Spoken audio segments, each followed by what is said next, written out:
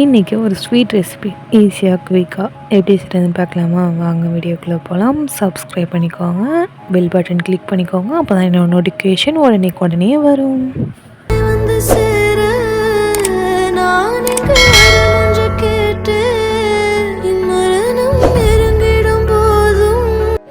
இப்போது நான் எடுத்துருக்க கப் அளவு 1 கப் அளவு மைதா, 3/4 கப் அளவு ரவா, 1 கப் அளவு அரிசி மாவு.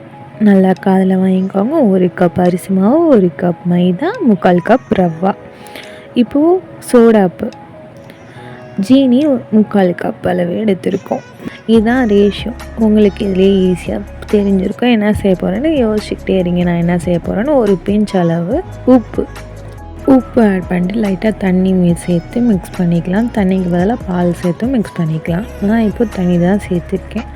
நல்லா மிக்ஸ் பண்ணி திக்காக இருக்கணும். ரொம்ப தண்ணியும் இல்லாமல் திக்காகவும் இல்லாமல் நார்மலாக நம்ம இப்போ பார்த்திங்கனாலே தெரியும். நெய் 2 ஸ்பூன் சேர்த்து ஒன்று நல்லா எல்லாமே ஜீனி எல்லாம் ஒன்று சேர கரையிற அளவுக்கு நல்லா பிணைஞ்சி இந்த மாதிரி மூடி வச்சிட வேண்டியதான் ஒரு 2 மணி நேரத்துக்கு. இப்போ எல்லோரும் கண்டுபிடிச்சிருப்பீங்க என்ன செய்ய போகிறோன்னு. இப்போது ஏலக்காவை தட்டி போட்டு நல்லா மிக்ஸ் பண்ணிக்கலாம். இது ஒவ்வொரு ஏரியாவில் ஒவ்வொரு பேர் சொல்லுவாங்க. வெங்காய பணியாரம், ரவா பணியாரம்னு. ரவா பணியாரம் தான் இது.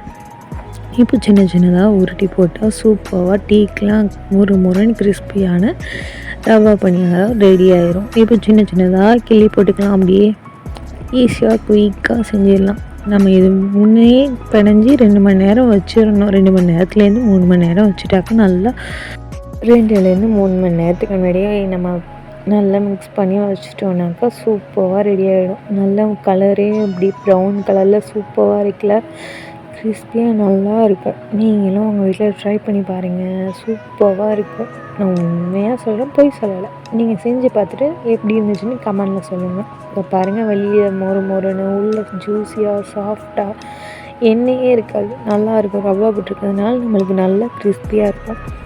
நீங்களும் ட்ரை பண்ணி பாருங்கள். வீடியோவுக்கு சப்ஸ்கிரைப் பண்ணிக்கோங்க, ஆளுங்கிற பட்டனை கிளிக் பண்ணிக்கோங்க. அப்போ தான் என்னோட நோட்டிஃபிகேஷன் உடனே வரும். இன்னொரு வீடியோவில் பார்க்கலாம். பாய்.